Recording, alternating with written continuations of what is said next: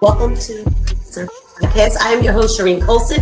It is Thursday, July 16th, and we are live. So when you get here, in the comments, say hi. Today we have a special guest with us. Today we have John Fuqua from Life Worth Living inside of Richmond, and we're going to talk about community, our youth, violence, and what we can do to combat we're going. We had community. We had people around the corner who could give us a beating. But I don't know if we have that anymore. But when you get in the comments, say hi. Hey, Sandra Woods Golf. Thank you for tuning in. If you can you share? Once you get on, can you share?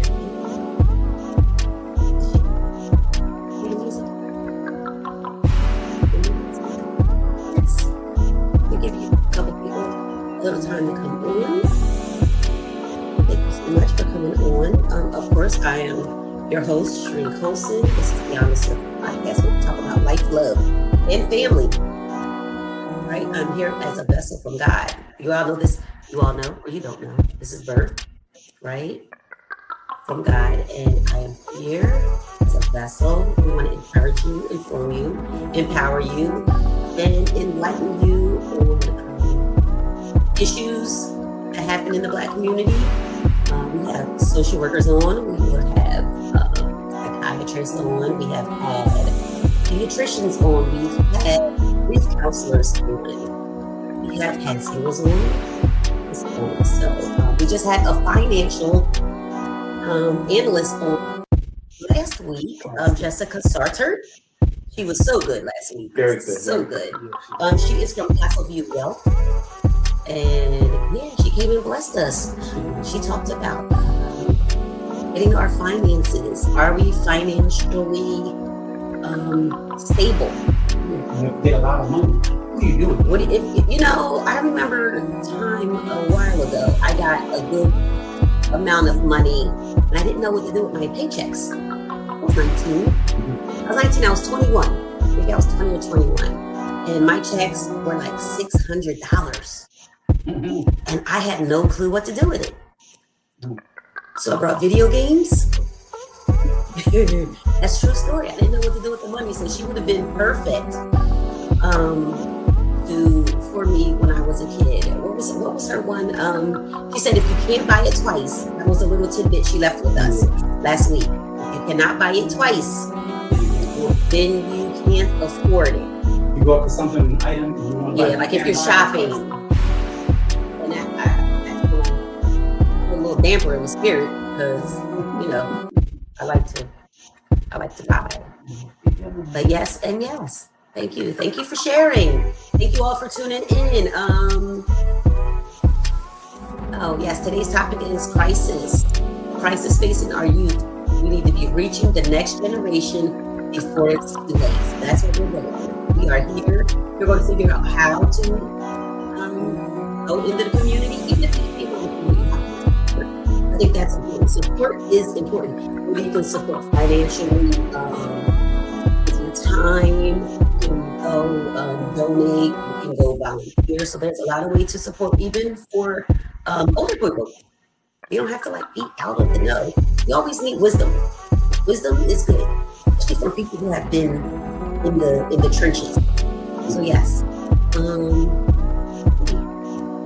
we're going to talk about what's going on. So did you know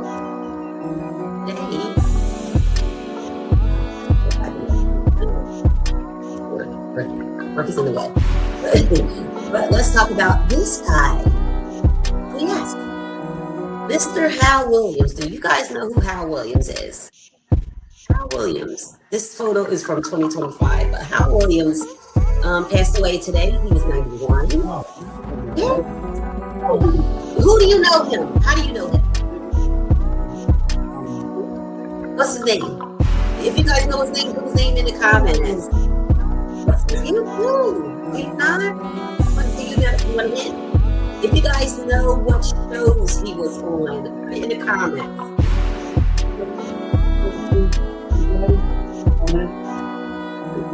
For my time. I mean, you you guys know in the comments. Do you guys know what show he was on? He passed away today. Yes, there's an answer in there. There is. You not know who he is? Lester? Oh, yes. It's Lester Jenkins. It's Lester Jenkins. What else was he on? I mean, the picture is clearly there. Yeah, well, yes, it was. I don't know. No. Can y'all put the answer in the comments? He really doesn't know who Howells is. Did you know? Yes. Did you? I do. I don't know if he was on that show he was talking about. But I do know you don't recognize the picture on the right. I do. I just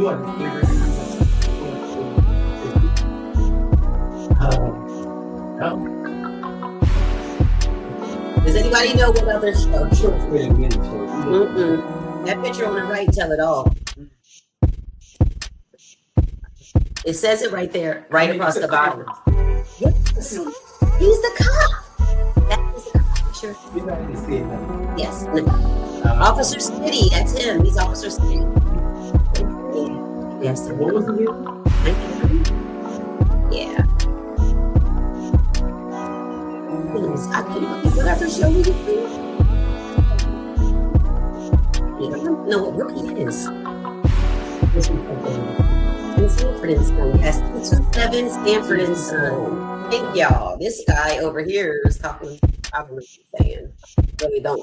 But y'all be careful outside because the air quality is terrible. Terrible. It's terrible. There's like some forest fires in Canada, and the air is blowing toward us. Well, that's it went up and around. Yeah, he's in Canada. He came all the way around. So yes, I think they said we have an air warning, like an air quality alert outside for us on the East Coast. So guys, be careful out there, especially if you're like asthmatic and all the rest of that. Those cities up north, they said it's up north. Praying for your son, boo. Yeah. When you go outside, it's terrible outside, so y'all be careful if you have asthma. Check on your old people, of course. Where you're in the house because it's hot and not also see people really have heart problems, breathing that air in. There's particles in the air. Remember, was it last year? Yeah. Where the soap came in like New Jersey, down here in South Jersey. So you guys know that air can travel, so y'all be careful. I also wanted to talk about, so there's this lady named Dawn Robinson, and she was in Middle Township, and I'm not sure if you guys know this story, but the township, Middle, that's down south, southern in Cape County. Can you put the media up? The Middle Township and it's Ryan Homes, allegedly. Ryan Homes are getting together and they are trying to. This one. Dawn Robinson is the last property owner holding out against Middle Township's eminent domain proceedings for a planned 340 home development near Indian Trail. That's in Middle Township, including 80 affordable rental units. The township is offering her, y'all see this, $47,000 for 3 lots totaling about 2.5 acres. Now the story is, Dawn Robinson has had this property for like 20 years, almost. And they are trying to eminent domain her property down there in Middle Township. And we've seen this all over. She said the developer should go around her property, which I agree, and following a superior court hearing, the matter was referred to mediation. That is so crazy. For 2.5 properties, that's not even close to what. Not that she doesn't want to sell. She shouldn't have to sell. You can get a $2 out per lot. They're going to put, what is it, 280 and stuff? Yeah. 340. 340, only 80 of the 340, what's the math, 260? So it'll be 260 other homes that'll probably sell for $500,000. Right. 240 times $500,000 is millions that they're going to make. It's very sad. So if you guys get a chance, go support her. I believe she is on social media, so follow her story. That's very heartbreaking that there's something that she wants to leave legacy. Talk about it. Leaving legacy for our family, leaving property for our family, because property is currency. Yeah. And they're trying to take her currency. 2 acres is a lot of land. She wants to leave it to her grandkids. She wants to leave it to her kids. And the township and Ryan's homes are like trying to steal it from her and give her $150,000. In this market, that's absurd. Absurd. It says what? Jesus. Well, y'all know he gonna get fired. Why are you talking about a law? What was it? Music is a bit louder than you. Stop them. Nobody said stop the music. My God. He think you're a DJ in here, y'all.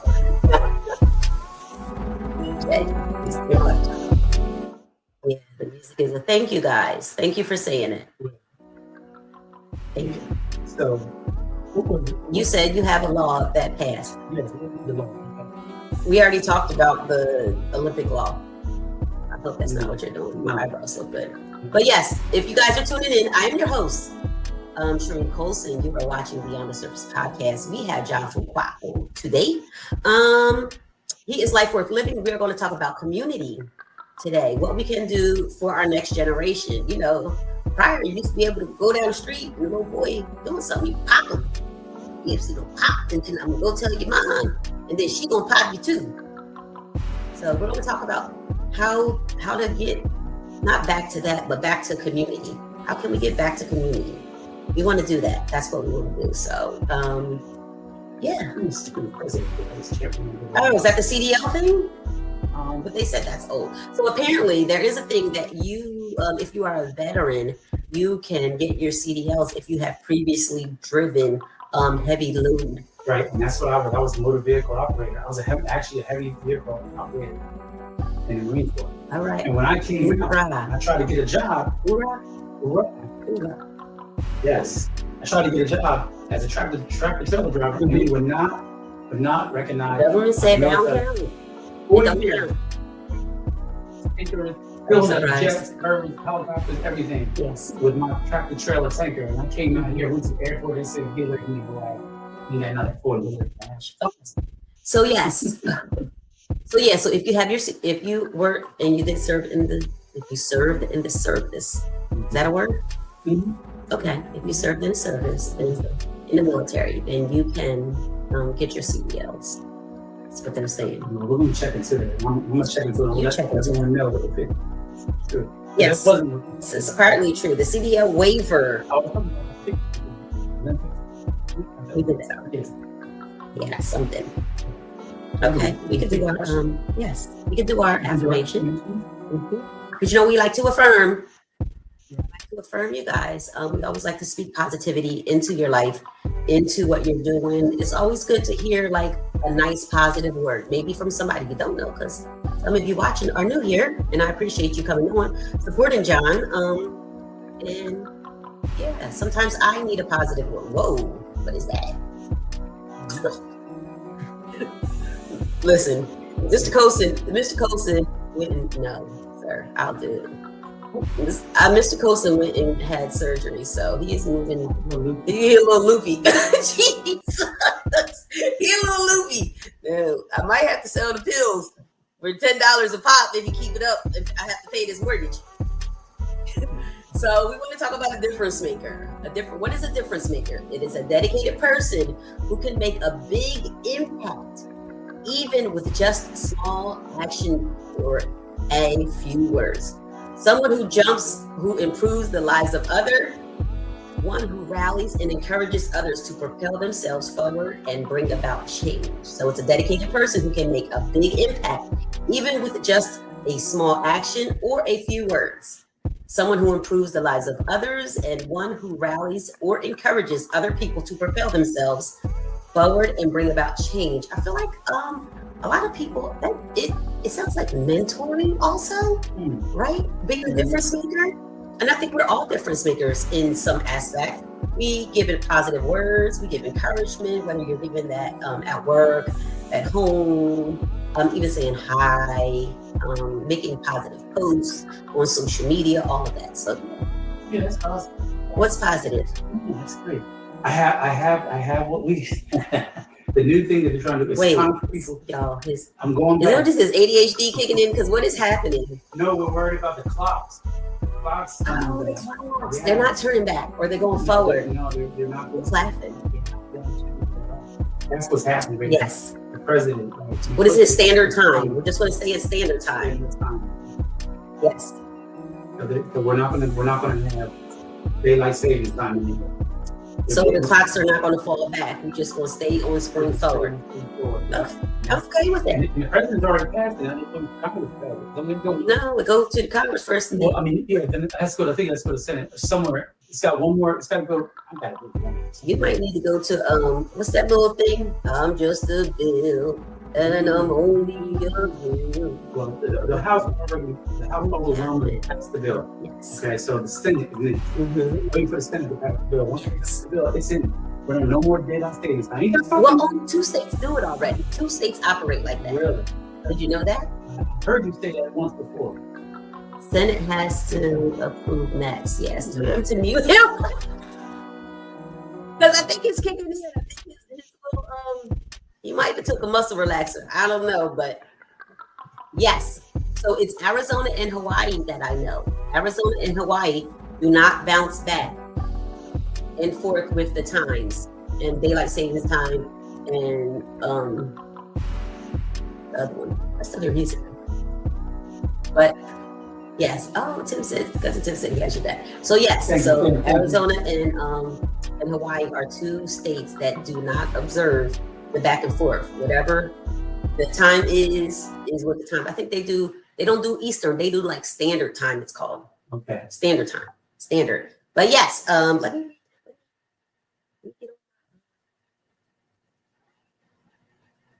read it. My bio for my ghost, my guest. That's next. We have John Fuqua with us. He is from Life Worth Living. I apologize. I had John Fuqua is the executive director and co-founder of Life Worth Living, a community-based organization headquartered in Bridgeton, New Jersey. A graduate of William Patterson University with a degree in English literature, Mr. Fuqua has built a career dedicated to community empowerment, mentorship, and violence prevention across New Jersey.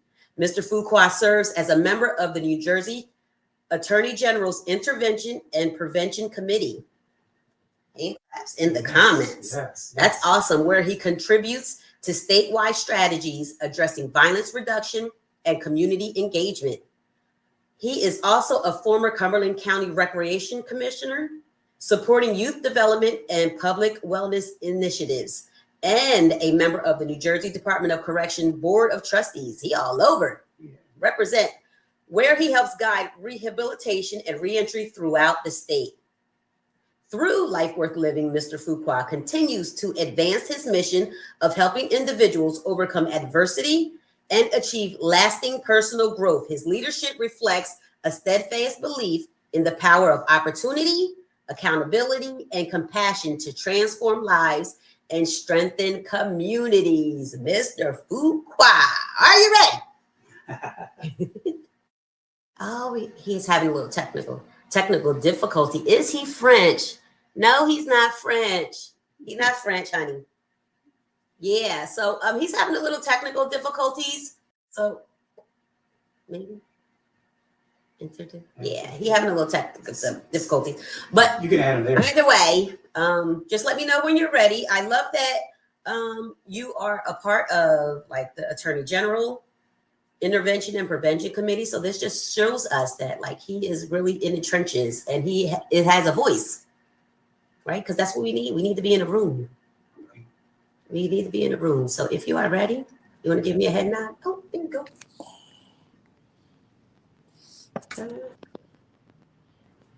Yeah, so he is in a room in the Department of Corrections also. Hello? He served as the Cumberland County Recreation Commissioner, which is pretty high. Yeah. Can you hear us? You having a little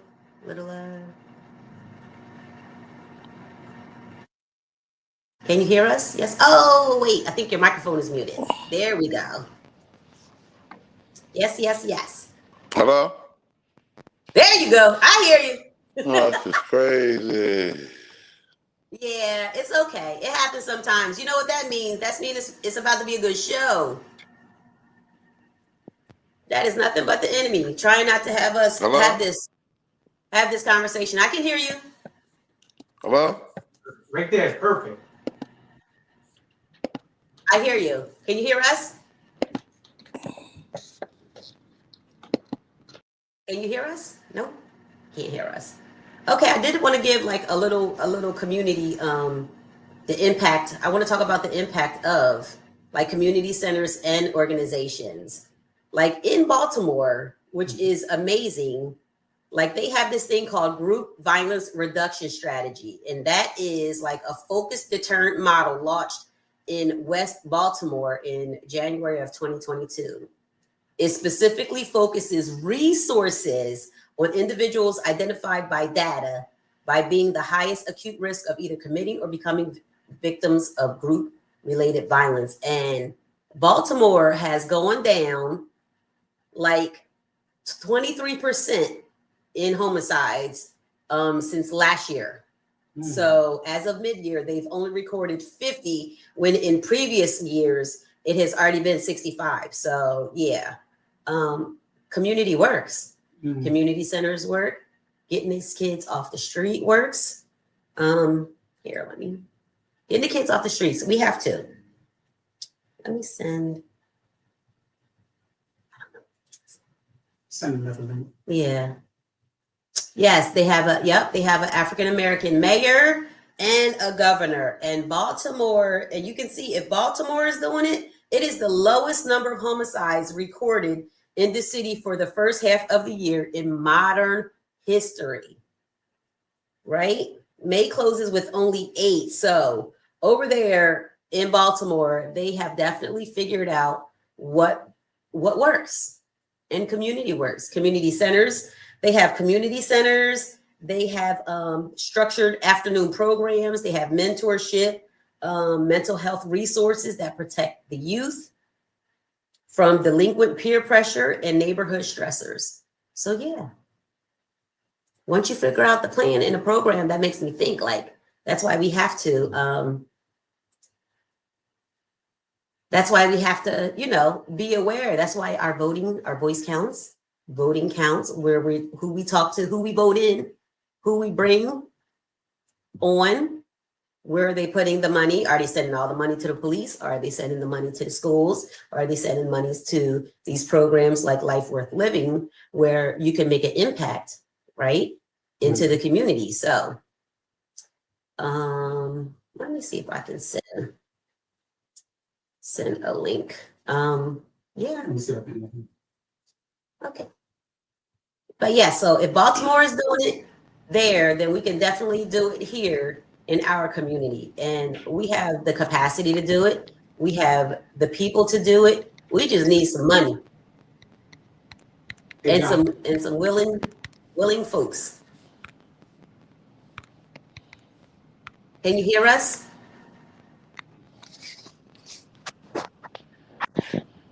Thumbs up, thumbs down. You see me? I see you. You're on. We can hear you. And see you. Whoa, that was a tussle. Let's go. Sorry, guys. The enemy didn't want this conversation to happen. Welcome. Nah, let's have it. Yeah, man. Welcome to the show, Mr. Fuqua. Thank you for coming on. I read your bio, and let me tell you, you are really doing the work in the community. Man, let me say, first things first, All glory to God.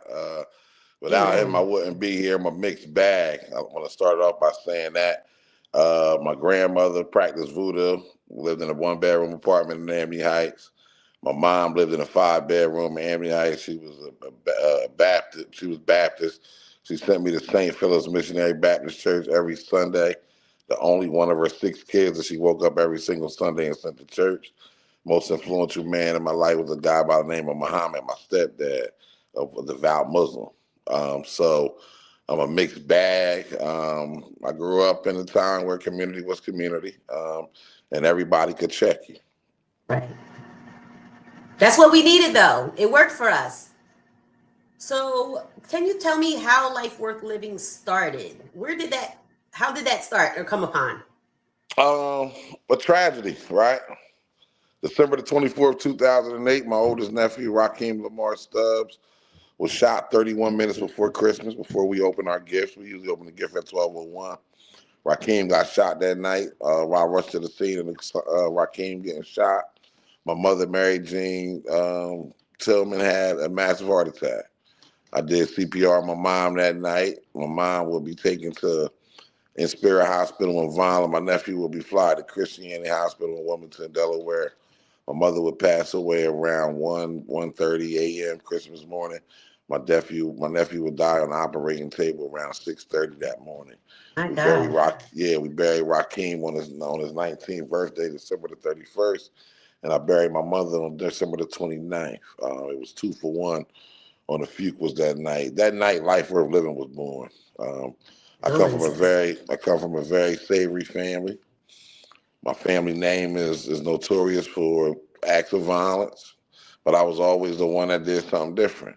That Mm-hmm. night, I had an opportunity to get on the phone and call a couple of my unsavory family members, some of my unsavory friends. We had a line on the young man that took my nephew's life, or I could get on the phone with my pastor, Albert Morgan, at the time from Union Baptist Temple Church.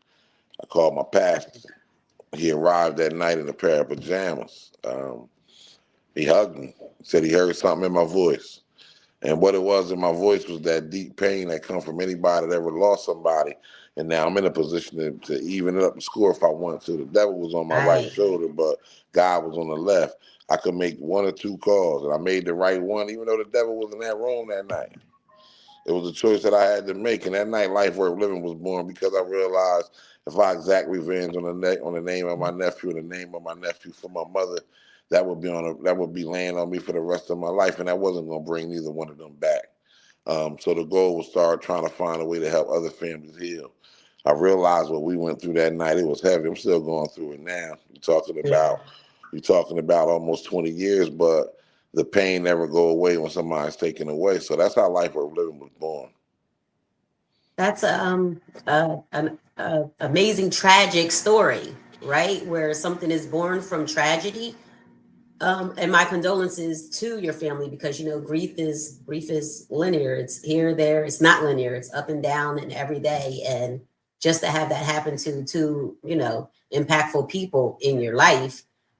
So from that, can we talk about, because I want to talk about like decisions, right? Because a lot of times it's decisions that we make that can take us left or right to put us on the path called straight, or the decision can send us to prison or, give us that type of life. So what can you tell us to the audience, decisions, like your thought process? What advice can you give to these kids and parents about these decisions these kids are making? At the Are end of you the day, to be honest with you, Ms. Colson, it's the thought process, period. That's something that we have to teach our community. That's something that we have to Mhm. teach our kids, and that starts at home. It's a three-step process. Stop, Mhm. think, act. Stop, think, act. Act. Stop, think, then act. A lot of times we act, then we stop, and now we're sitting in the box thinking. I should have never For a did long that. time. So we Yes. teach our kids the basics. And that's how we build community. In each home, basics have to be taught. And the first basic thought process is the actual thought process. Stop, think, Mhm. act before you do anything. I just went to the Atlantic City Pull Up for Peace second annual violence reduction conference, a 2-day conference in Atlantic City, outstanding. To 30 seconds, where it takes 3 to 30 seconds for you to make a decision that's going to either change your life in the better or change it for the worse. And it still boils down to those 3 words: stop, think, act. So that's what I would deliver every young person. That has to be doctrine in every house of any American that's raising a child, because before you unleash your child on our community, at least let me know that he or she understands the thought process. Stop, think, act. Your camera did go out a little bit. Your videos. Yeah, your video went out. Just so you. Audio. We can hear you, but we can't see you. Stop, think, and act. Can we put that in the comments? Stop, think, and act. I love that you said that, because a lot of times we do make decisions. I know I probably could have. I mean, God bless where I am in life right now. But I know a lot of us could have been pretty far or further in life if we had stopped, and then we think, and then we act, because impulsive decisions, right? They can lead us down a slippery slope. And being impulsive is the actual part. You're acting, you do the thing, and then, like you said, you stop, and then it's too late, and now you got to think while you're locked up. So, I mean, that's a little terrible. Oh yeah, at the end of the day, because what happens is that thought process is either going to lead to some consequences or it's going to lead to some kind of success. So everything you do matters. Everything you do either gets you closer to your goals or further away. And those are the things those are the standards that we can set in our house. Those are the bedtime stories that we need to tell our kids. On your way out of that house today, man, stop, think, and act. Make your best decisions. Every decision that you make is either going to get you closer to your goals or further away. And those are the morsels I believe we should be leaving our kids and each other every single day. Right. So what do you think are some solutions, like for a community, that we can, as a community? And did you hear me when I said your camera went black? Yes, ma'am. Okay. All right. So we're just going to keep going on. What do you think are some solutions that we as a community can help life worth living? Like, what are some things that as a family, as churches, schools, community, how can we help us, our kids? It goes back to the same thing. For me, it starts at home. We end up running into these families and we're looking for a why. Why is this young man acting like this? Why is this young lady acting like this? Take care of what's going on at home behind those closed doors. If you're having difficulty with your child, now it's time to reach out to community resources. Ask for help. Just don't unleash them on our community. If every single parent decide to be a responsible parent and play their part, our community would be a better place. Right now, over the course of the last 30 to 40 years, we've seen a heck of an impact of single parent homes. We've seen the impact of babies having babies. We've seen the impact of uneducated parents leading uneducated children. So at the end of the day, it boils down to being responsible. We cannot shift this on anybody else. It starts with individuals inside of those homes. One of the things we're pushing right now is the idea of how do we change the poverty rate? We change it by everybody in your house having a job. I've seen you say that on your Facebook page. Yeah, you're like, your job, everybody got to go to work. Come on, dog. Then your job end up as a career. How do we do community violence? Everybody in your house walk out of your house with a good mind on their head today and say, we're not going to disrespect the Fuqua name. Grandpapa roll over in his grave if we knew we was out here messing around, being thugs, causing violence. That has to change. If you got somebody in your family that's extra tough, put him in boxing or karate. Let him go be an MMA fighter. Go earn money for your family to fight. But we have to start with individuals, and that's what we got to do as a community. Because what ends up happening in certain neighborhoods, you got 9 houses in a row with very aggressive individuals in them, and they live next door to each other. And nobody stopped thinking and acting. Everybody poking their chest out. Everybody want to be the toughest, but we're not having difficult conversations with our family members saying tough people end up 2 places, either dead or in jail. And that's what I think we can do as a community every day. And Ms. Colson, that costs us nothing. That's just some time and conversation. Free. It's one of those free investments. Right. So as a community, that's what we can do. We can have the conversations with our neighbors, with our family, because I am big on talking to my nephews, talking to his friends, talking to like people who are 35 and under, 40 and under, like that generation. What are you guys doing? There are so many programs to get your CDLs. I know Sherwood will say all the time, CDLs are the best. You can make all of this money you're trying to make. You can make that money. You can have access to that money, but do you know how to get there? So it takes the act of listening, right? They need to listen. Sometimes they don't want to listen. And not only that, though, then again, and Miss Colson, we're gonna go back to some whys. What if I live in a family? What if I live in a family where the men that are directly closest to me never worked? They was able Right. to be womanizers. I saw my uncles hop from woman to woman. They never worked. They waited on Never seen checks. them. They waited Hmm. on women to get paid. So those are examples in my house of what a man is. So now you want me to change up from what I saw, right? Because we Right. long these behaviors are learned. Learn A lot of these behaviors. behaviors Yep. are learned behaviors. We're gonna have the real conversation, right? Yes. So this is what I'm saying. This was accepted in the house that I live in. This was accepted in the neighborhood that I live in. This is what's being pushed on the media. It got to be a lane for me not to work, right? It's being Right. pushed. It's being pushed. But we're not seeing the lane for us to show the worker, the working man, the working woman. It's got them telling somebody, I grew up in Amity Heights, and what I've seen growing up there, oh man, the flashy cars. Miss Colson, you know who had the flashy cars? What's that? Who had the flashy cars? The drug dealers. Drug dealers. The drug dealers had the nice cars. Drug Either dealers. the, They was living good. come on, either the drug dealer or the pastor.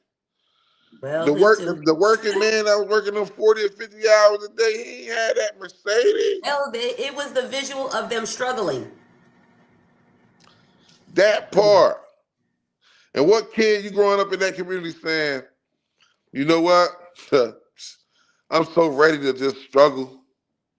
Right. No one's saying that. No one is saying that. Nobody wants to struggle, and I think that's the thing. Like, I don't know if these kids have like the knowledge of knowing, do be consistent for 3 years at some job. And I'm not talking like, not that there was anything wrong with working in factories and all of that, but you can start somewhere and then like elevate yourself. Like there are programs that can get you there.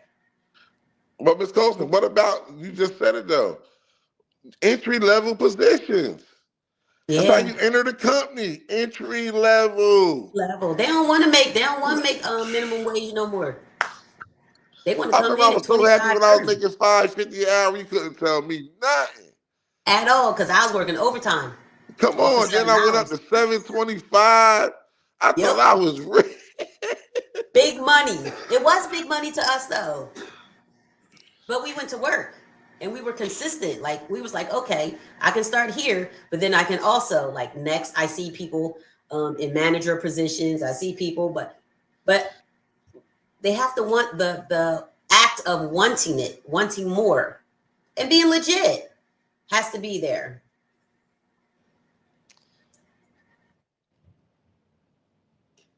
I always said we can't fall for the banana in the tailpipe. Yeah, no.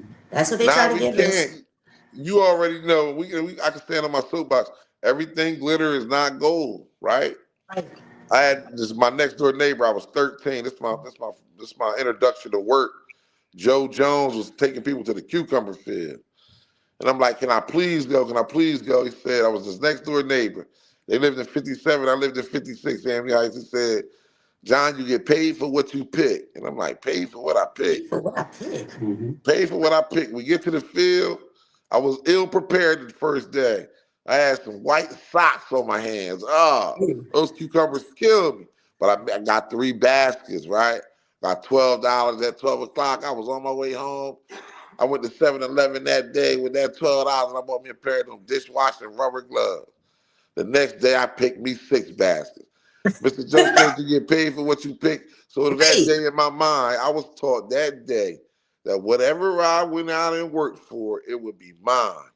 It wasn't no Yeah. taxes coming out of that money. That money went directly in my pocket. And that's when $1 from our community was in our community because I was on that cucumber field bus with about 30 or 40 other people, adults, teenagers, moms.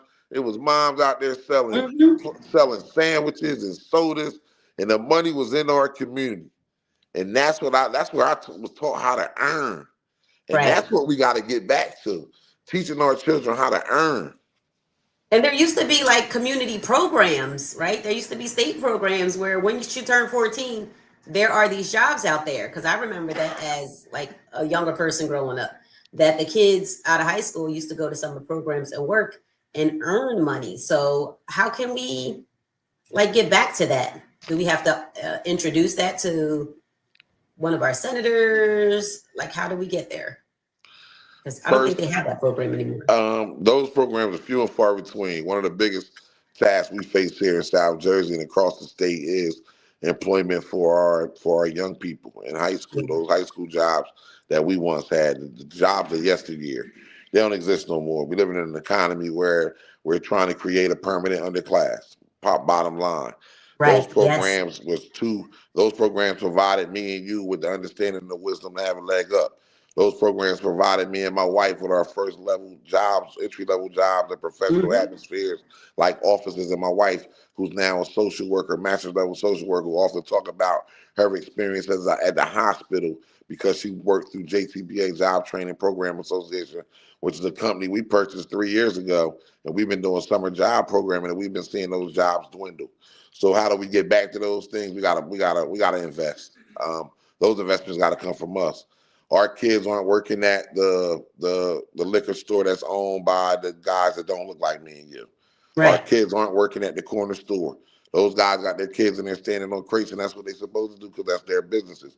We don't own businesses, so we don't have an opportunity to teach our children how to run businesses. So for those summer Absolutely. jobs, me, you, and everybody that's listening on this podcast need to throw a couple dollars in the bucket.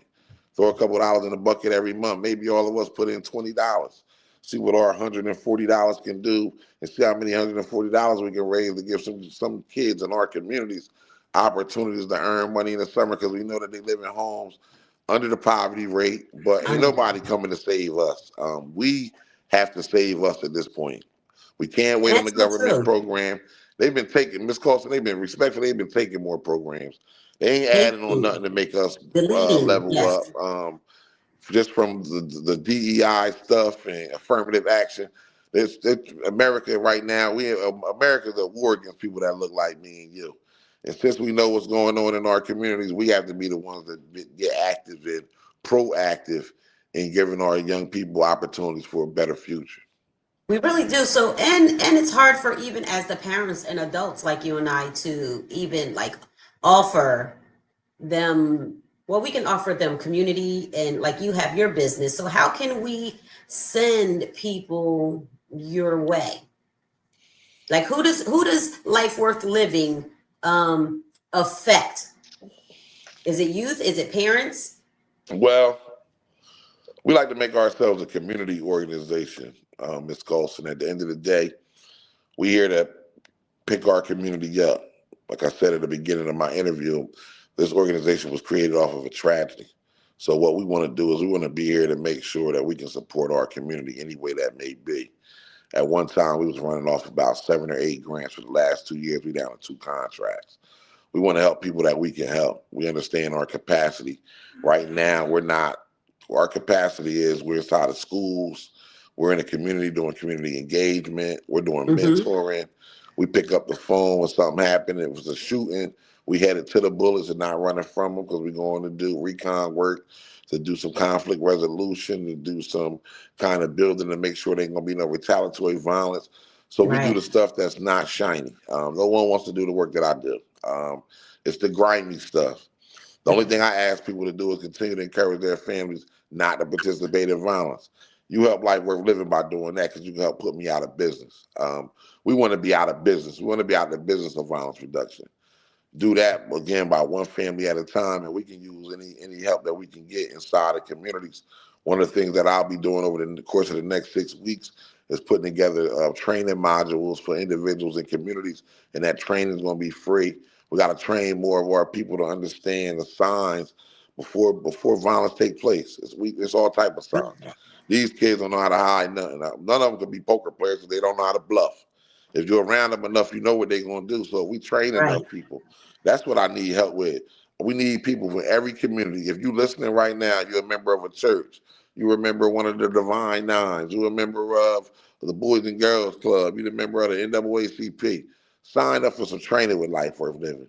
We need to create an army across our communities for people that stand up, an army of who? An army of folks that are invested, right? We believe in our hashtag here is we better together. Ms. Colson, I need the person that live on First Street that been living in that house for 31 years to walk on her porch when them kids outside playing and encourage them kids to play. Yes. I need that man that lived down on 38 First Street to walk off his porch and throw the ball with them kids and be the steady quarterback. We got to get folks in our community off the porch and on the ground with our kids. Me and Yes. my friends Using the was ground. told that we was the ones that's going to tear up the world. We trying to build it now. My younger brother and them behind me was saying that they was going to tear up the world. They trying to help build it now. Every generation look on the next one as the one that's going to tear up what we got, but we got to come together. It's not enough of us doing the work. So at the end of the day, community means we all get involved. We all have our strengths. We all have our weaknesses, but we can no longer live with us just sitting there and making excuses or pointing fingers. It's time for us to reach our hand out, reach back for another brother or sister that look like us, pick them up. And that's what we got to do. Yes, absolutely. We do have to reach back and pick our brothers and sisters up, because a lot of times, so there are single moms or moms where the household is split, and what if they have like an unruly child, right? A son there, or they have a daughter that's unruly and they have lost control. And I know you said it all starts in the home. What advice can you give this parent who's like, my son, he's out of control at this point? So, and I'm happy you asked that question, because again, it still go back to everything starts in the home. Hey, Miss Colson, it's a phone in that house. Right. That mom can now get on the phone behind the privacy of her door, pick up that phone and call an organization like Life Worth Living and say, I need help with my son. She can pick up that phone and call Crisis. She can pick up that phone and call CMO. She can pick up that phone and call Acacia. She can pick up that phone and call Games on the Go. There's resources in our community. One of the things that we got to do, especially with a person like you, with your platform, is get the resources of these parents. That mom that's sitting in that house with that unruly son or that unruly daughter, let's give her every resource that she needs to help impact her child's life. You're being a great mom by asking for help. We got to start letting our people know that there's no shame with saying, I need help. So mom made the phone call. Now it's time for people like me and other orgs like I named to take that phone call and now really spring into action. Because now for our people to ask for help, it takes a lot for us to ask for help. Right. Now that I've asked for help, now the individual that's supposed to deliver that help need to deliver that help, especially if you're in the people business. So I would tell that mom, that dad, that grandmom, that guardian, pick up the phone and ask for help. There's no shame in that. I'm sure you've exhausted every resource that you've had already inside your home, with your extended family, with your church family, with your neighbors. Now you need to make a call. Listen, there's organizations out here designed to help. And that's what we're here to do. Like, we're going to come in with high-level interveners that can get in and sit down with the roughest kids. One thing I wanted to say to you, for 4 years, my wife and a staff of 4 others, we had a grant called Cumberland County Identify, Notify, Care, where we worked with the 50 most at-promise youth who were already system involved. And our goal was to prevent those kids from reoffending, prevent them from going back down the wrong road. And we rocked out on that program. That grant ended September 2025, but our success rate was around 90%. So pick up the phone and make a phone call. So once we sign off, I feel like we should make a list and share it, because sometimes, and I'll say this all the time on the podcast, our people don't know what they don't know. Sometimes they don't even know these things are available to them. You know, we get caught in like a little bubble of Struggleville and just trying to make it and live, and life is life and everything else we say, but sometimes we just don't know what is available to us. So a question is, does your business, Life Worth Living, offer family dynamic building? No, we do not. But I refer you out to organizations that I work with. We give warm handoffs to organizations inside of our ecosystem of care. That's outside of our purview. Okay. Do you want to tell the viewers what family dynamic viewing is? I'm sorry. I said, do you want to explain what family dynamic building is? I mean, you can do that because that's outside of what we do, Miss Colson. Okay. So I believe family dynamic building is like bringing the family together and like getting the family together to make sure like they have all the tools that they need for the family to like excel. So as I said already, like we're going to make a list of what we can do. Like you said, some stuff is out of your scope and your ecosystem. However, like we all know somebody who knows somebody who has this information. So No, I what I said, Miss Colson, I love you. It's outside of my purview, but I'm sure your somebody purview. inside of our ecosystem.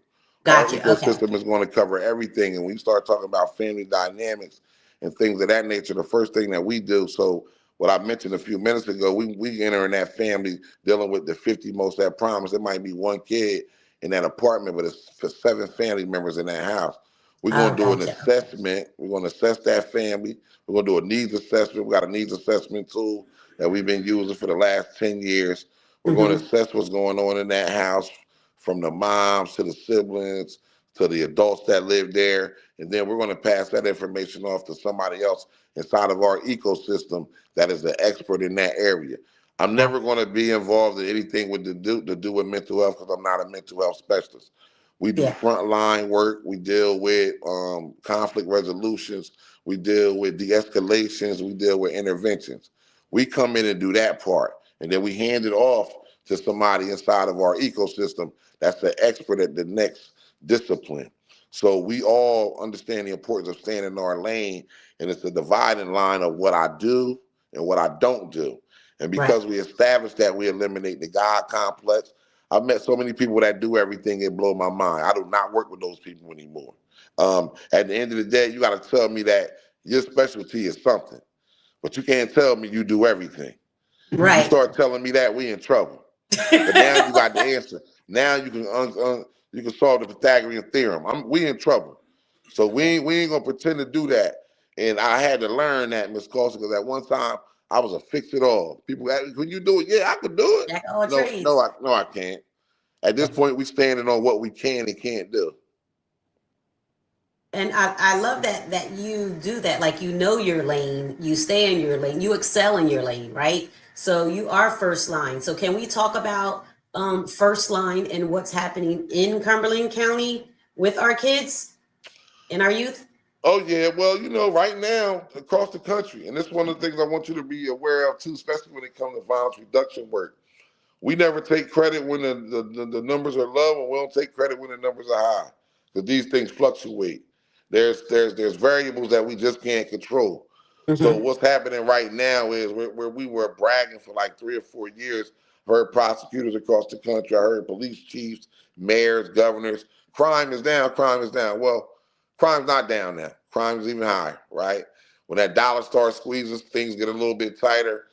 Right. Programs are cut. Like I said, we just Yep. had a program that was cut before the end of the year. The program was cut September. We couldn't even run the program to the December 31st. So we had a caseload of around 76 kids who are system involved already Wow. dealing with violent past.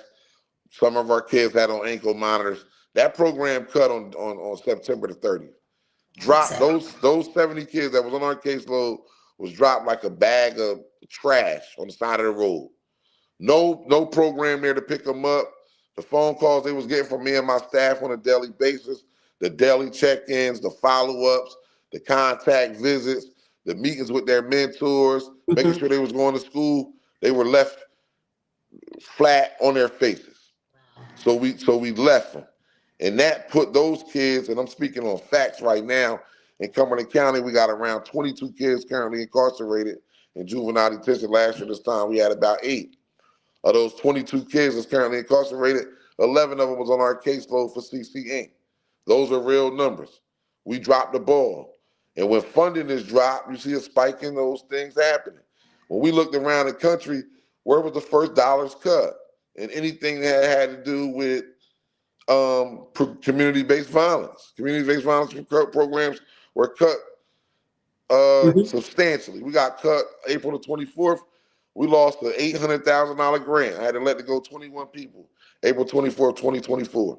Of this year? Of last year. Of last year. Then we got a cut of a $293,000 grant that employed another 3 people.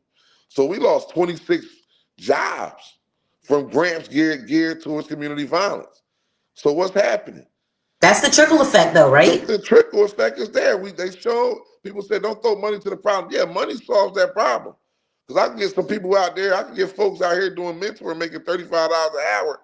That's next to Jamal, who's a ticking time bomb, and you interacting with him 12 to 15 hours a week. We know where Jamal at the end of the night because we checking on him. We know he in school in the morning because we checking on him. We got him next to us on the weekend doing weekend excursions. But then you said no more funding.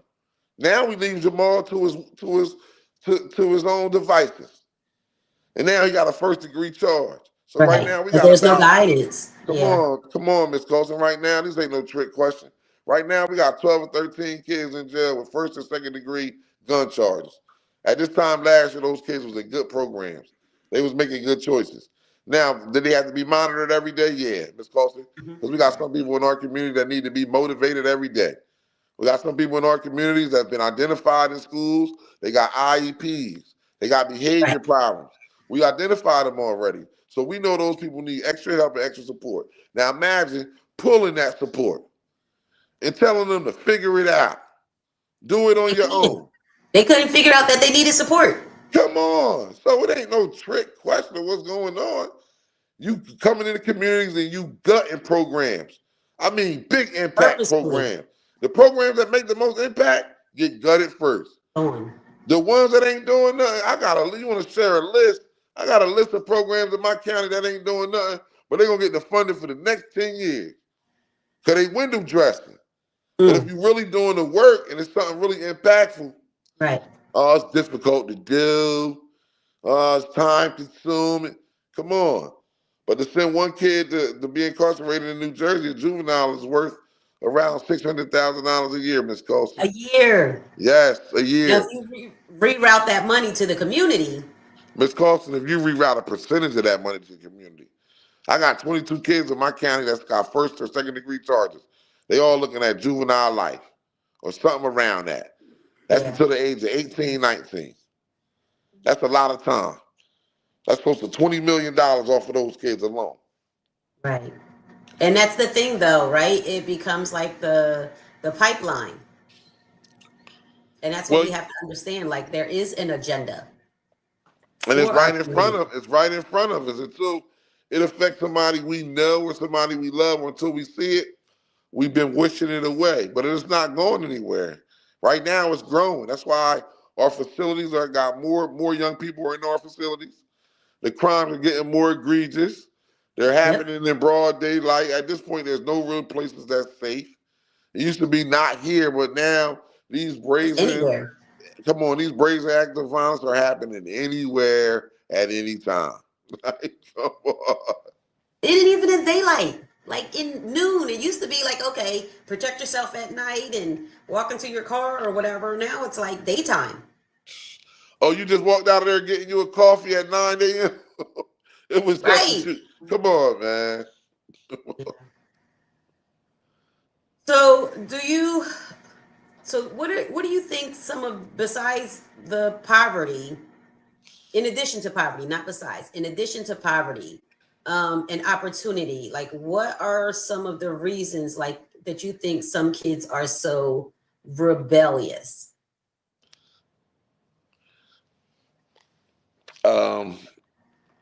Basic oppositional defiance.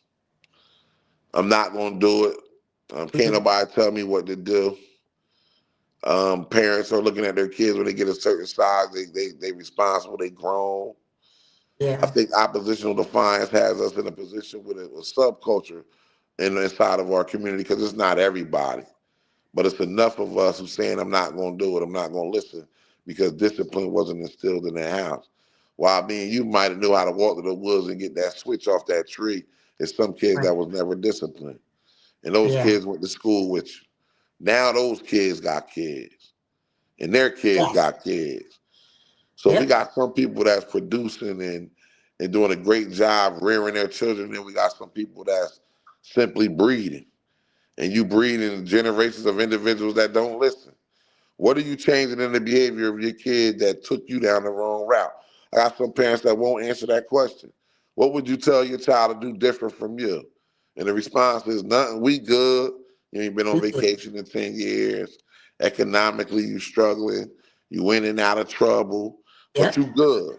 And you living next to people that's trying their best every single day and encouraging their kids to do their very best. But the person next door to you is rotten. And Yeah, and that's a that's very a difficult. difficult position, like to be in. If you're over here trying to be positive and trying to raise your kids right and give them morals and standards and all of that, and then your neighbor and the kids who go to your kid's school, right? They go to the school and they want to fight and want to want to do all of that and behave that way. Like it's very difficult. Somebody said low effort, low expectations. They just don't want to, they're not interested in building themselves up. How do we like separate that or Well, even talk? Go you ahead. know, it's I heard what you're saying about low expectations, but it's about standards, right? Yeah. It's about us having those uncomfortable conversations with our family members first, right? Then Yep. with our neighbors, because all of us got family members that just don't care. If you got 100 people in You your family, there's two people in your family that just don't give a darn at about all. nothing. They negative about Zero. everything. It's their Yes. fault. It's your fault. It's Big Mama's fault that I ain't make it. Daddy ain't give me this. You was the favorite. All of us got two of those individuals in our family. Now, put Probably live together a together. collection of those individuals from every family and put them in one neighborhood. Let's call it Amity Heights. Now we got the Hellraisers from every family in one Mm, concentrated neighborhood, yeah. right? Mm-hmm. So now we leave the opportunity to put the black mark on all of us because they all like that. Because the people over there in our Right. neighborhood like that. Not knowing that those people over there are a collection of us, of the worst parts of us. That can actually change if they want to change Yes. because we got the blood of some of the strongest people in the history of the world running through our veins. If we look into that and lock in on that and use that as our mark, this is my foundation, the family that I'm from. For us to still be here, we had to endure some big things. But some of us don't want to do the work, Ms. Carlson. Some of us feel as though that they should come in as a CEO. Some of us feel as though somebody in the family owe them something. I'm sure in your family and in the communities that you've been through, you've heard, oh, she thinks she's better than me. Girl, I just did all my work in school. I did the work. I put the Yeah. work in. Like they see, and such as yourself, they'll say, "Oh, they have arrived or they've made it." Like they don't see like the struggle, the grind. You ain't see the cucumber field. You ain't see 550 an hour. You ain't see 750 an hour. You ain't see late nights at William Patterson. You ain't see up having to get the papers done. You wasn't there for that. Now you think you got to go on a ride, but that's another thing with us, Ms. Carlson. I want to say this loud and clear. People of us that have seen it, made it per se, we have to share those experiences with the people around us. Yes, We got to absolutely. inspire the weakest people. I tell people all the time, I want to be the weakest link on my team. Because if I'm the Yeah, weakest link, absolutely. man, the world in trouble if I'm the weakest link on the team. But we have to inspire the people around us. We got to tell those stories. We got to let our family members know that it's going to be okay. Yo, bro, you can do this. There's an opportunity for you. Get up, man. Get Yeah. up. You got to And just start because somewhere. you failed in your 20s, late 20s, or early 30s, I let people know like, listen, 30s, you can always reset. Life can always reset for you. Reset yourself. You can go to the pits and lose everything and still come back and still make it. So, oh, there you go. I see you. Are you back? I'm back. Yeah, you can always reset yourself. So I like to think that people sometimes people don't know, like you said, those stories of okay, I was in a cucumber field. I made $7. I made $5. I worked my way up. I went to school up late nights, writing papers to graduate. Some people take 10 years to graduate. Some people start school at 35. Some people That's starting at 50. right. Yeah. There's always a redemption story for people. And I love that. I love those stories. So I don't want people to think like you and I are just here and this is where it started. It did not. No. Well, you know, T.S. Eliot said it's never too late to become the person you were supposed to be. It's I love never that. too late to become the person you were supposed to be. And that's with any of us. The start time for that light to come on could be any time. It could be in your 40s. Yeah. But go get it. But you only Right. get one life. And the thing about it is you got to take a chance. You miss 100% of the shots that you don't take. But you got to give yourself a chance. The easiest thing to do is quit, to throw in the towel. But I believe in our community, if we start creating an attitude of we've been overcoming for so long. But that's something that we got to sell in our houses every day. Sell that on your block. Sell that in your friends group. You can Yep. do it, bro. Listen, I done seen you overcome more. Let's go. The time is Yeah. now. What I decided to do for this summer, every day we're going to push people to do something different. Yo, bro, let's go get a job. Right. Yo, bro, get Do up. that with Get you. up, get up today, You're like, bro. show me where the jobs are. There's a book of jobs for you to Come go on, get. bro. It's a book. And that's what I'm saying, Miss Colson. You talking about resources? Somebody corrected me around 2 years ago. I went into this meeting. I'm going, man, it just ain't enough resources. And my guy stopped me and said, there's resources you just haven't had access to. Ah. And I said, you know what? What he's saying is true. It's actually Mm-hmm. God. It's the gospel. How do we get all of those resources to where they should be, right? Right. So I'm gonna give you a resource before we get off. When we get off the podcast, we got this thing called Summer Income, where it's a referral source for every summer activity and program going on in our county. For those that put the information into this database for the county, for the county violence reduction specialist Tracy Swan. It's a Okay. catalog, every org, every activity, phone number, email. It's a bevy of resources, right? Those Mm-hmm. things exist. We got a bevy of resources over at the Economic Developmental Center. Ms. Carson, what I'm saying, I believe when we uplift ourselves and stop living impoverished, that we're going to reduce violence. Because if you're going to work every day, you tired, you ain't got no time to be fighting and shooting. If you're putting in 8 to 10 hours a day working Yeah. somewhere, you You're come home tired. and taking a shower and you going to bed. You don't got no time for no mess. But we Right. got to create that mindset first. We Yep. so exhausted and we want to enjoy this life so much that we don't got time to put our lives on hold by going to jail. How you that insignificant that you got time to pause your life for a certain amount of years and go sit down in the cage? And make $2. Like, is that you go somewhere and sit and make $2 a day? No. Come on, sis, and brag about it. I was doing the mail in the jail. I was working in the kitchen, but won't come home and work in the kitchen. But won't come home and work in the kitchen. Bro, you make 35 a month.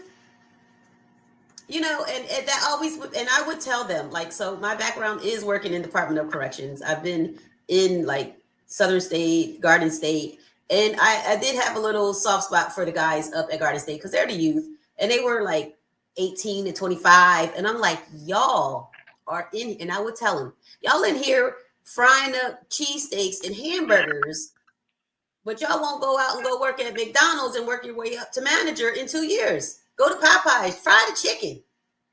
Or won't go home, sis, won't go home and get a skillet, make a flyer, say I'm selling cheeseburgers and cheesesteaks out the crib. Yeah. Won't do it. Too proud. Too proud. Too proud. Yeah, so I always let them know, like, hey, you guys, when I was there, because I've since have left, but when I was there, I just let you guys know, you guys cannot be making $2 a day and be proud and then go home and don't want to work. Y'all ain't here working for these people in this slave labor, because that's what I'm telling you. You're in here slave laboring, but then you want to go home and you have families and you have kids and all these responsibilities. Like, what are we doing? Miss Colson, they up early in there, dressed, ready to hit the ready to hit the tears.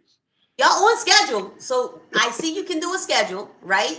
You can work, you can get up in the morning, you can have yourself ready for work, you go to work, you go to school, right? You go to mental health, social work classes.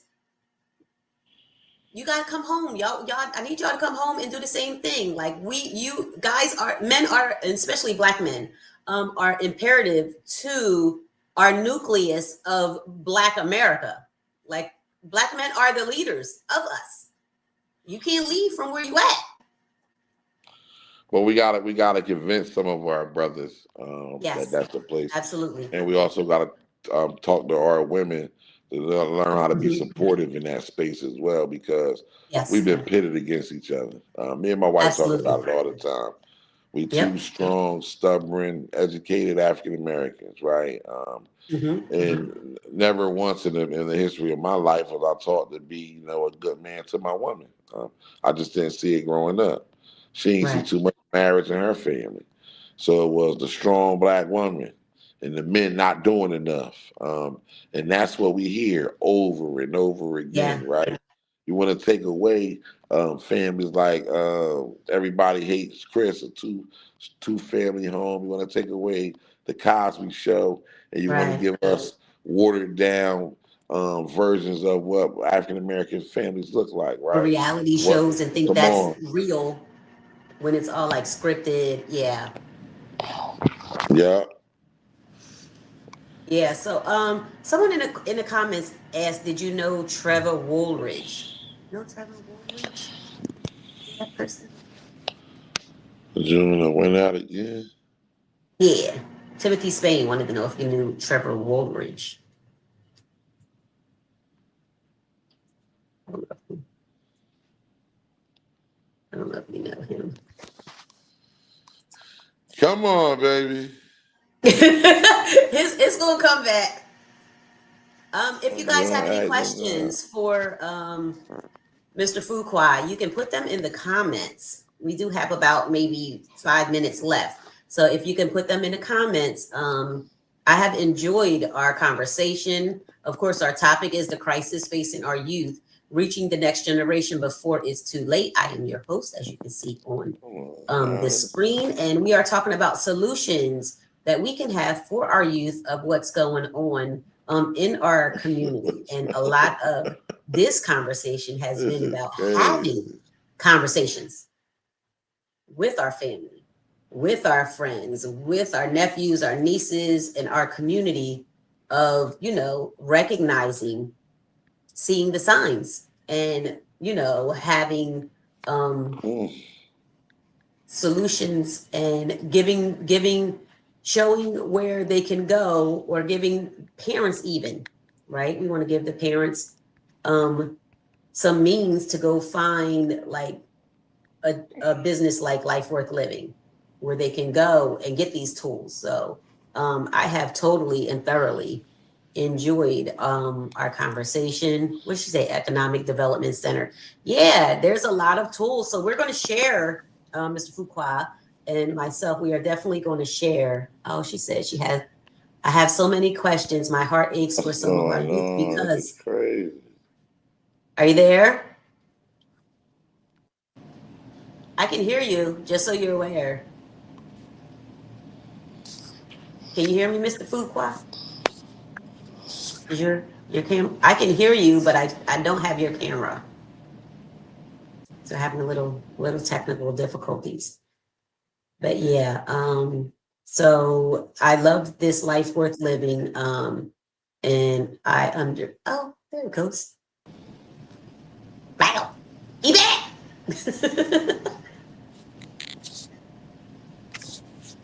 Which one? Where are we at? I know my heart aches. Sandra Woods, golf woods. Yeah, it's so tough. Even like sometimes it's tough being a good kid in this time that we're living. And we just want to say a prayer for the parents of the kids who have been affected by the gun violence. And we definitely want to have these conversations. with our friends. We want to have these conversations with our families. We got to have the hard conversations and say, like, what are you guys doing? What's happening? And I chat with the youth that come by my house sometimes. Sometimes I see the young men see me and some of these young girls. Yeah. It's a little tough. But do you believe in so this was a question I was definitely going to ask, but I think some people will say, like, we've been missing spare the rod, spoil the child. You guys believe that in the comments? Or was that they was just doing too much with spare the rod, spoil the child? Do you guys still believe that? Do you guys give little pops? I mean, I don't pop my grandkids, but I tell them that I will, and I don't think they believe me. But I'm wondering if that's a thing. You know, you got away from accountability with popping the little people, because I don't know if you need to beat them, but they might need a little right there, because you said yes when needed. Yeah, I think the kids, sometimes they're out of control when they're little. And they have access to all of this social media and all of this TV. It's sometimes it's just too much. So yeah, I give them a little, and then they look at me like, what is that? Because that's not nowhere near. Oh, definitely not what we got. Let me tell you, baby, Mom used to take us through there with I don't know, is the time going where she can't get arrested anymore? I'm not sure. But she used to take us through there was whatever was within reach. And she was swinging, coming back from the depths of hell. And then she was, whatever she came up with out her hand, we got hit with. But yeah, are you a spoil the rod? Spare the rod, spoil the child. I think some adults don't know how to deal with the situation, and out of frustration spank and not hear what the child's problem really is. I believe that too. And I think that was a lack of communication, because I don't think parents sometimes knew how to, like, listen. Well, it was always, stay in child's place and be seen and not heard, or how's the saying go? Heard. Be heard. No, it's not seen. Not seen. Be heard, not seen. Yeah. So a lot of times, it's that. But as generations over, you said, look at me. Yes. A lot of times we try to get better with more information, right? We try to get better, learn more, do better, try to right some wrongs, because I really didn't like hitting my kids. It did something to me. Maybe it was because I was getting tore up. I was a little bad though. I can't say I wasn't. We didn't know. Most of us did what our parents did right. It's that cycle. So if you continue to see, like Mr. Fuqua was saying, it's the same cycle. If you see the same thing and you see people living in poverty and they're acting up, and then the next generation continues to see the same thing, then you would think it's the regular. So I don't know if it's going to make it back on. I think he might not be making it back on. But what we can do is let you know. Well, can we give him a hand claps in the comments? Yes. Thank you, Mr. Fuqua, for coming on. His business, and he is the executive director and co-founder of Life Worth Living in Bridgeton. There it goes, right there. We are going to put the resources. We're going to make a posting, a video, something of the resources that are available, and hopefully everyone will share. Next week we have it's on the 23rd. We have Yolanda Stevenson coming, and she is Unique Sisters Transitional Housing. So she's going to tell us all about her business. It's in Cumberland County. So Yolanda Stevenson, Unique Sisters Transitional Housing. And I am totally interested in that conversation. Of course, I thank you all for watching. Just say clap, clap, clap. Thank you all for watching. I am your host, Sharene Colson. We have Mr. Fuqua on from Life Worth Living. We talked about the crisis facing our youth and reaching our generations, and what came The end result is we have to have these conversations with our families. We have to have these conversations with our neighbors. We have to have these hard conversations that we are one unit as a community, and we definitely have to stick together because they are trying to tear us apart. They are taking away our monies for our programs. They're taking away our people in our community, and we definitely have to stick together. We have to be a village, right? We have to be a village. That's how we were brought up. We were brought up with a village mentality, and we definitely have to get back to that. So all glory goes to God for this podcast. I'm so blessed to be here. I'm so blessed to have you guys watching. I do not take it for granted that you are here, that you support me, and I'm forever grateful. My feet are planted and my head is to the sky, and I thank you all for watching. Tune in next week, 6:30, when we have Yolanda Stevenson, and everyone have a good night, and God bless everyone. God bless. Good night and God bless. All right, everyone, have a good night. Thank you all for watching. See you next week.